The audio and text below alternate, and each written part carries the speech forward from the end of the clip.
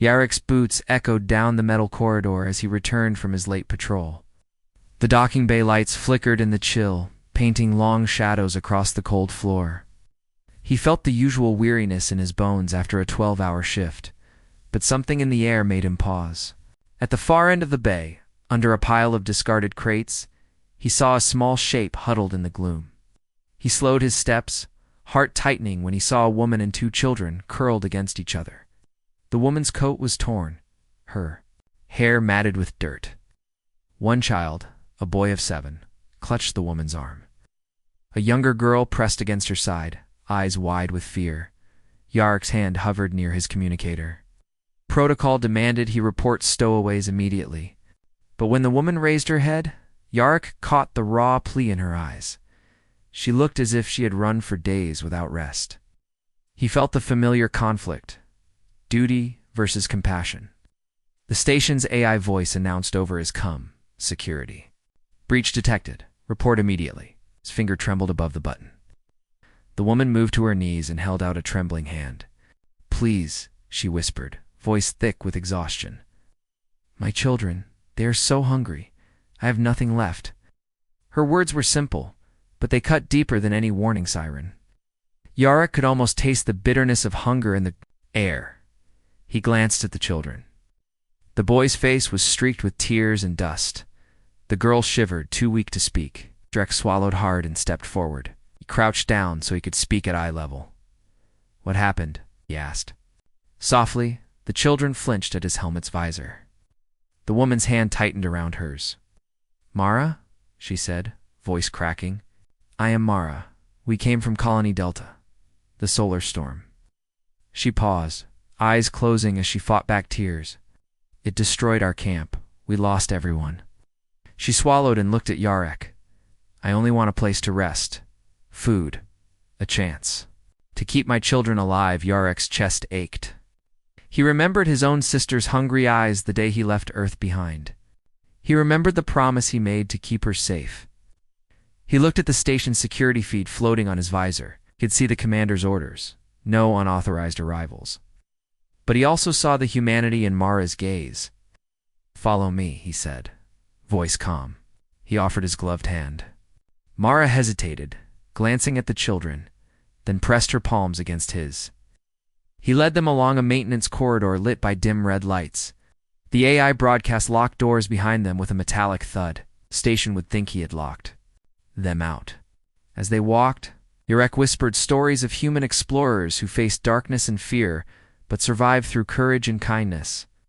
The boy's eyes, once dull, flickered with curiosity. The little girl clung close to Mara, but peeked at Yarek's helmet, as if wondering what lay beneath. Mara's lips curved into a grateful, trembling smile. They reached an old storage alcove. Walls lined with empty supply crates. Yarek waved them inside. "Rest here," he said. "I'll be back soon." He pulled 2 dusty blankets from a crate and laid them on the floor. Mara wrapped her coat around her daughter. "Hey!" The boy crawled beneath the other blanket, eyes heavy. Yarek stood in the doorway, watching them settle. He felt a surge of hope mixed with fear. He had broken protocol, risked his rank, but he knew it was right. In the silence, he heard the soft breathing of 2 children finally at ease. He closed his eyes and made a silent vow. He would protect them, no matter the cost. Yarek slipped quietly from the alcove, sealing the heavy hatch behind him. The corridor lights hummed a low red glow as he tapped his helmet to bring up the station schematics. He needed to find extra rations and safe water. In the mess hall, supplies were locked behind coded shutters. He frowned. He alone held the override codes. Mara stayed close to her children. She brushed a strand of dark hair from her daughter's forehead and hummed a soft lullaby. The girl, whose name was Lyra, clung to her mother's side. Her brother Caden stared at the blankets, his stomach rumbling. He tried to smile, but hunger creased his small face. Mara whispered encouragement. "Soon, my sweet ones. Soon." Yarek reached the mess hall door. I tapped in the override. Sequence and the shutters slid open with a groan. Inside, rows of nutrient bars and water pouches gleamed under fluorescent lights. He filled his arms with as many as he could carry. A fresh supply of blankets and a small med kit joined the pile. In the alcove, the children stirred at the faint rustle. Rek laid the rations before them. "Eat what you need," he said gently. Caden's eyes widened.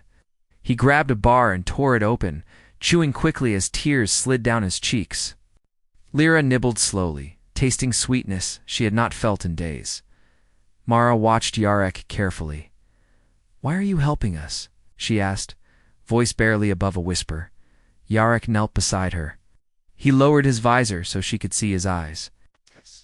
"No one should hide in the dark while children starve," he replied softly. "I remember what that feels like." Her hand found his and squeezed. "Thank you," she said, voice trembling. She told him more of her story.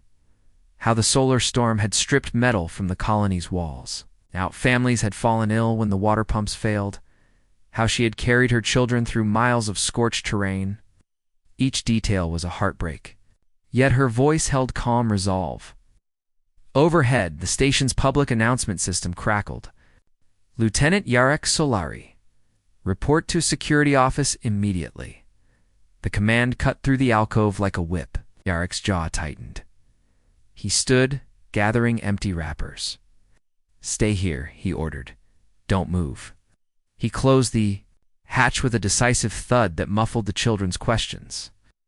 In the security office, Commander Voss glared at Yarek's file on the holoscreen. "You know the rules?" she said coldly. "Unauthorized passengers are a threat to station safety. Explain yourself." Yarek met her gaze without flinching. "They are refugees," he said. "Oh." 2 children and their mother. They need help. Voss's lips thinned. "We have no capacity. We have quarantine protocols." Yarek's heart pounded. "Humanity's strength is measured by how we treat the weakest among us," he said. "If we turn them away, we lose more than they ever did." Silence stretched between them. Finally, Voss sighed and tapped a command. "You have until dusk to find them proper lodging or face demotion. But I will not risk station safety on one man's compassion." Yarek nodded, relief and dread mingling in his chest. "Yes." He left with the commander's grudging consent, a promise of hardship. Back in the alcove, he opened the hatch. Mara stood protectively before her children. Yarek placed 2 extra blankets around them. "I've arranged temporary lodging near the hydroponics bay," he said.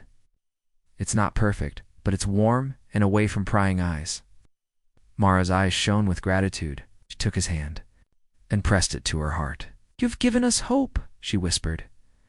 Caden looked up through tired eyes. "Thank you, sir," he managed, voice small but sincere. Yarek crouched to meet him. "Rest now, both of you. I'll check on you at first light." As he left, Yarek felt the weight of the station's rules on his shoulders, but also the lightness of doing what was right. In the quiet tunnel, he allowed himself a small smile. Somewhere amid steel and circuits, humanity's warmth still burned bright. Mara guided Caden and Lyra down the narrow service corridor, toward the hydroponics bay where Yarek had arranged their lodging. The air here was warm and smelled of fresh earth, a sharp, welcome contrast to the sterile chill of the docking bays. Lyra's small hand fit perfectly in her mother's, and Caden skipped behind. His empty eyes finally bright with curiosity. Rows of glowing plant trays rose from the floor to the ceiling. Soft green light bathed the bay in a gentle glow. Paused, breathing in the clean scent of growing life. "This place. It feels like hope," she whispered. Lyra pressed a finger against a leaf and giggled at its soft fuzz. An engineer named Hal beckoned them forward. He offered water and a simple meal of steamed vegetable patties warmed in a station replicator. Caden bit into his first hot meal with gusto, crumbs falling on his lap. His cheeks flushed pink for the first time in days. Lyra nibbled slowly, savoring each bite. As they ate, Mara's tense shoulders relaxed. She told Hal about the colony's greenhouse before the storm, how she tended orchids that glowed like lanterns at night. Hal's eyes widened. "We could use someone like you," he said. "This bay needs more hands." Mara's heart leaped. She glanced at Yarek, who stood in the doorway, watching quietly. I stepped forward. "She saved my life once," he said, voice low enough only they could hear. Her skill with plants is why we're still fed here. Hell nodded, already pulling up a guest account on his console. I'll clear her for volunteer duty. He said, no pay, but you'll have full access to supplies. Mara exhaled, relief flooding her. She had a purpose again. Over the next hour, Mara showed Hal how to graft a fragile vine onto a support lattice, while teaching Lyra to water baby ferns.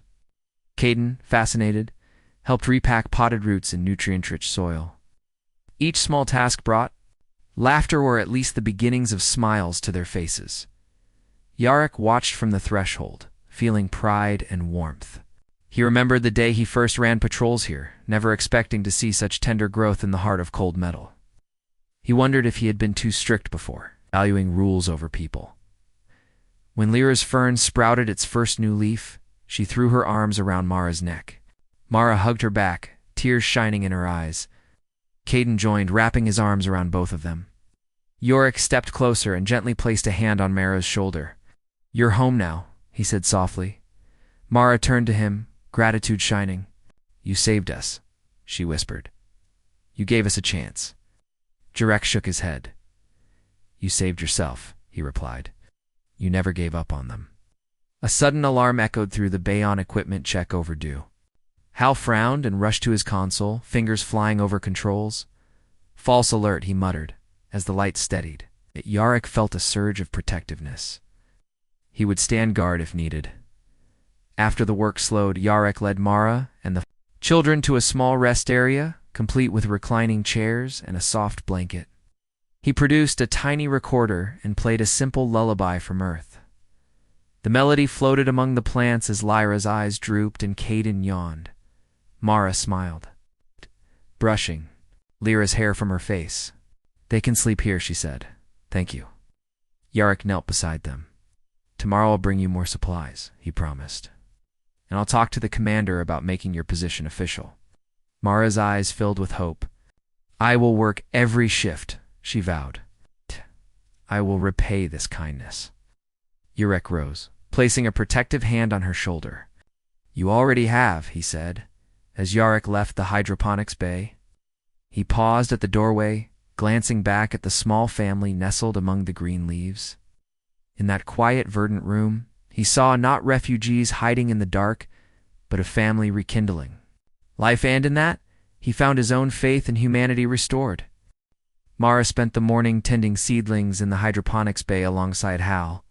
She carefully checked nutrient levels, her hands steady as she calibrated the flow pumps. Caden and Lyra helped sort empty trays, their laughter lightening the work.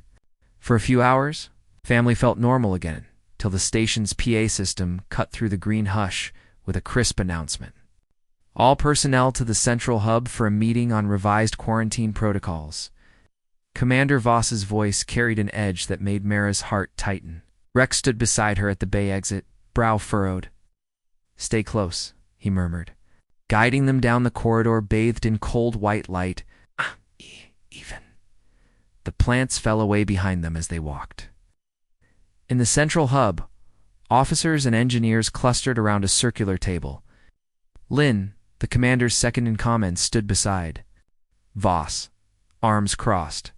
A holodisplay showed rising graphs of unauthorized arrivals nationwide. Lines of text scrolled. Threat assessment, resource strain, security risks. Mara gripped Yarrick's hand, feeling small yet determined. Voss tapped the table. We cannot ignore recent breaches, she said. Lieutenant Solari, you have repeatedly overridden quarantine measures. Explain your actions. The assembled faces turned to Yarrick. He lifted his chin. Refugees are not threats. They are people in need. These children had nowhere else to go. His voice was calm, but firm. A murmur rippled through the room. Lynn stepped forward. Rules exist to protect us all. If we let one breach slide, what stops the next? We must maintain order. Mara's stomach clenched, and she squeezed Yorick's hand for strength. She heard Hal's quiet intake of breath beside her. Yorick met Lynn's gaze. Order built on fear invites distrust. Humanity thrives on compassion. You're at our best. When we support those who cannot support themselves. Silence followed, heavy as lead. Mara swallowed, proud of his words even as her heart pounded. Voss's eyes flicked between them. Your ideals are admirable, Lieutenant, but impractical. She paused, then pressed a button. The holodisplay switched to a live security FIDA-crowded corridor filled with families seeking asylum. Children huddled under blankets. Does this look sustainable? She asked. The room fell silent again. Greg studied the feed, exhausted. Faces, hopeful eyes. Mara felt tears sting her lids. She took a small step forward, voice shaking but clear. This is exactly why we must care, she said. They will rebuild their lives, contribute their skills. My work here proves it. In a few days, these plants will feed us all. Lynn's jaw tightened. Volunteer roles do not equate to permanent support, she said. We need limits. Mara's heart squeezed, but she stood tall. Limits on compassion limit humanity itself, she replied. Voss let out a slow breath. She tapped the table. Again, and the holodisplay changed to two simple words. Decision pending. The commander looked at Yarek and Mara together. I will propose a temporary pilot program, she said finally. If it fails, we revert to strict protocol. Lieutenant Solari, you will oversee it. A collective exhale rippled through the hub. Relief washed over Mara, and she leaned into Yarek's side. Lynn gave a curt nod, not approving, but neutral. Mara saw understanding soften Yarek's face. He placed an arm around her shoulders gently.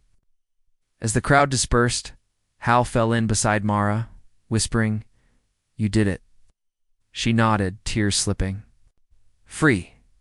Caden tugged at her sleeve. Mom, can we go back to the plants now? He asked, eyes bright.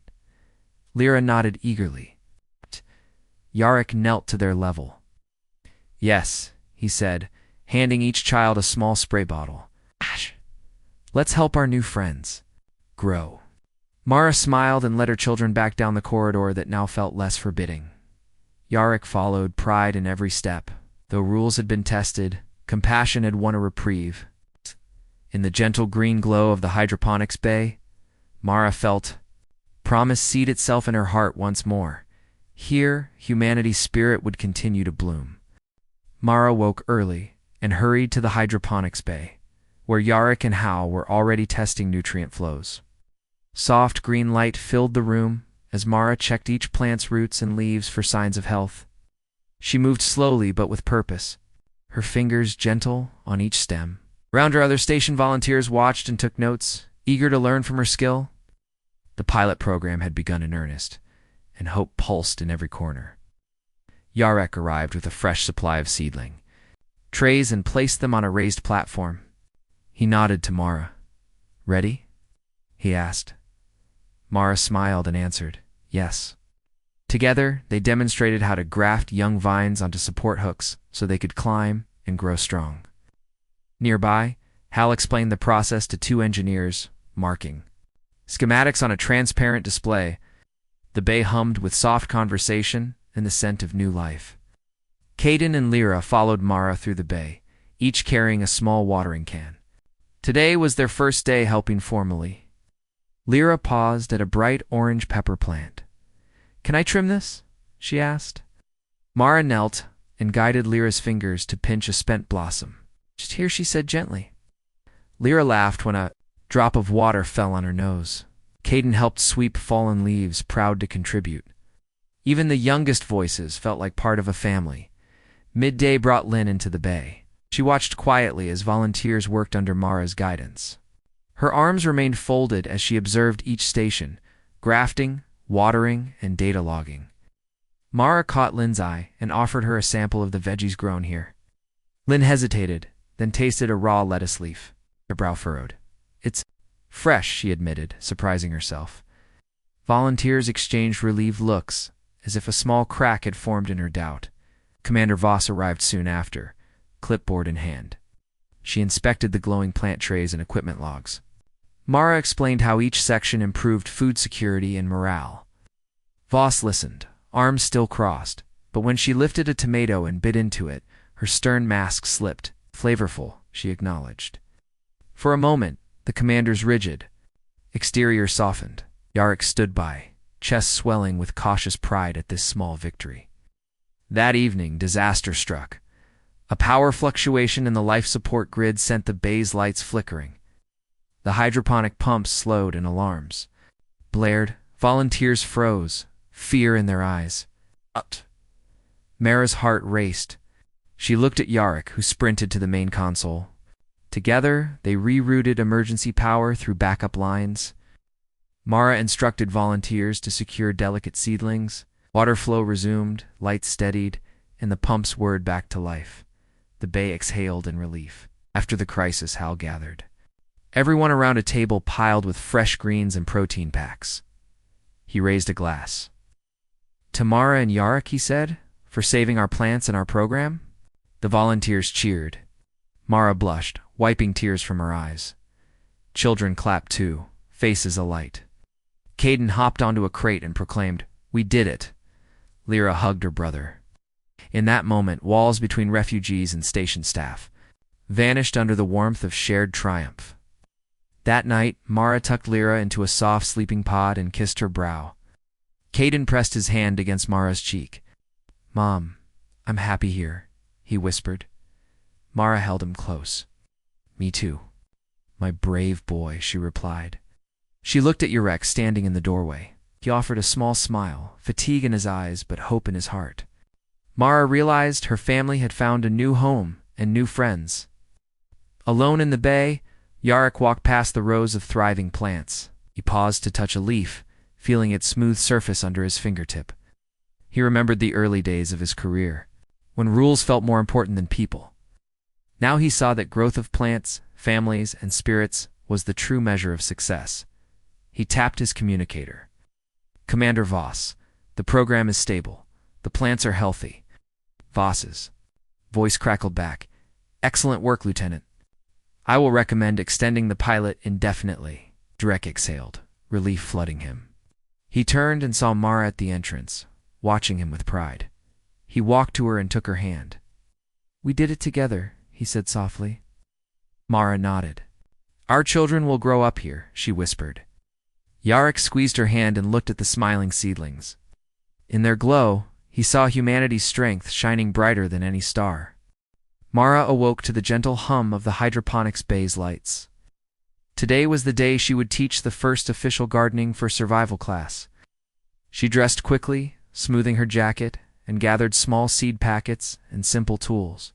Her heart fluttered with excitement and nerves. She wanted this class to inspire everyone. Inside the bay, volunteers gathered around low tables set with trays of seedlings. Some came in work uniforms, others wore casual clothes. Caden and Lyra perched at the front, their eyes bright. Yarrick stood behind Mara, arms folded, offering silent support. When Mara smiled at the crowd, she felt a surge of confidence. She began with a story, how human colonies on distant planets, when survived by turning barren rock into fertile soil. She spoke of trial and error, of patience and of hope. Was calm and clear, each sentence simple but meaningful. Listeners leaned in, drawn by her warmth. Next, she showed them how to prepare the nutrient solution. Volunteers dipped small tubes into sparkling water, measuring each drop. Yarrick walked among them, helping when someone hesitated. At Mara's side, he looked proud. His faith in her never faltered. Mara caught his eye and gave a quick nod of thanks. Children from the station's makeshift school entered the bay, led by their teacher, Miss Chen. She guided them to a corner filled with child-sized pots. Lyra joined her classmates, while Caden demonstrated watering techniques. Other children watched, fascinated. The mood shifted from work to shared discovery. Mara taught how to arrange seedlings so each plant had room to grow. She explained that human gardens thrived when people cared for every stage of life. As she spoke, she saw hands rise with questions. What if there is no water? How do we fight pests? Mara answered each question with honesty and hope. Halfway through, Commander Voss entered the bay unannounced. Volunteers froze, uncertainty flickering on their faces. Voss's expression was serious as she crossed the glowing floor. Mara paused, heart pounding, fearing the program might be in jeopardy. Voss watched quietly as children planted seeds under Mara's guidance. She observed volunteers measuring solutions, saw Lyra's careful touch, heard a student's delighted laugh when her seed sprouted a tiny leaf. The commander's stern gaze softened. When the class ended, Mara bowed her head. Voss stepped forward. "You've done remarkable work," she said. Mara's relief was overwhelming. The commander continued, "This program will now include educational sessions for all station residents. Your class today proved its value." Applause filled the bay. Mara's eyes shone.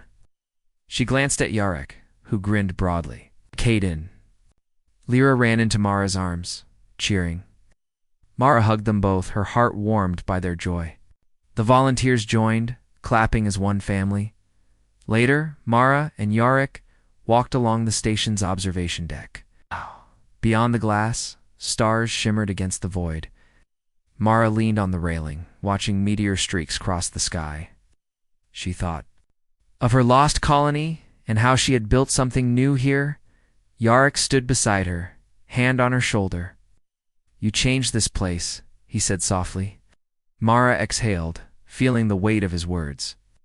"We changed it together," she replied. She looked at him, gratitude glowing in her eyes. In the distance, lights flickered in other sections of the station and gin rooms, living quarters, the mess hall. Mara realized that each light represented a person touched by hope. Even rules and protocols, once rigid, now bent toward compassion.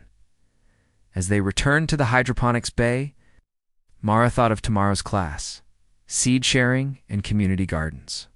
She smiled at the children practicing their watering, at volunteers discussing grafting techniques. Humanity's spirit, she knew, grew stronger when people shared knowledge and kindness. That night, Mara tucked her children into their pods. She kissed Lyra's hair and ruffled Caden's curls. She whispered, "We are home." Then she stepped into the corridor, where Jarek waited. Together, they walked back to the bay, ready to nurture life and hope for all.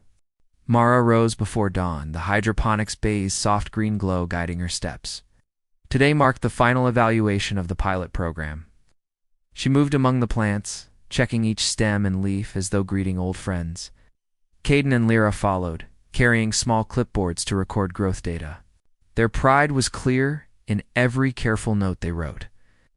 At the central hub, Yarek waited in crisp uniform. His posture was straight, but his eyes shone with anticipation.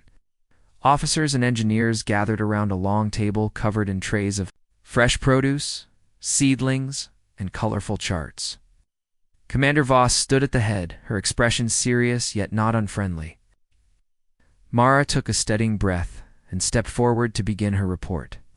"Over the past 2 weeks," Mara began, her voice clear, "the hydroponics pilot has produced enough fresh food to supply 20% of the station's daily rations. Volunteer participation rose by 30%.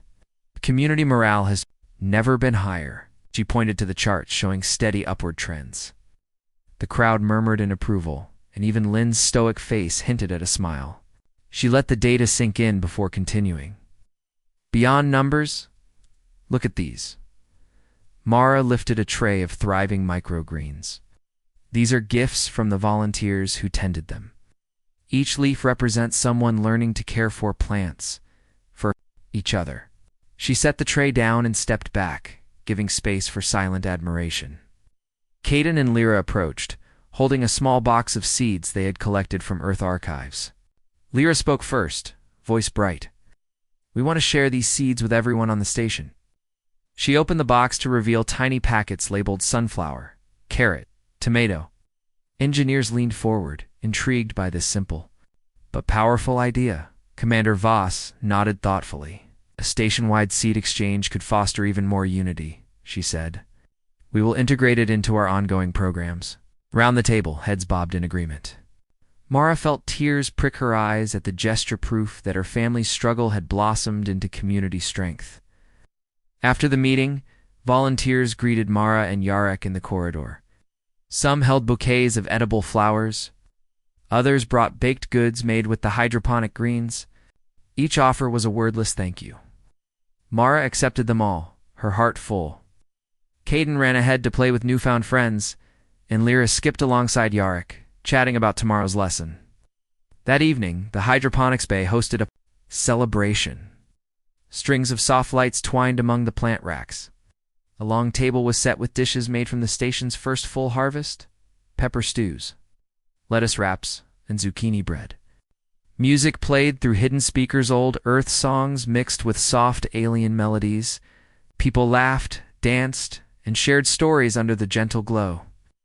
Mara stood at the bay entrance, watching children chase each other between the plant aisles.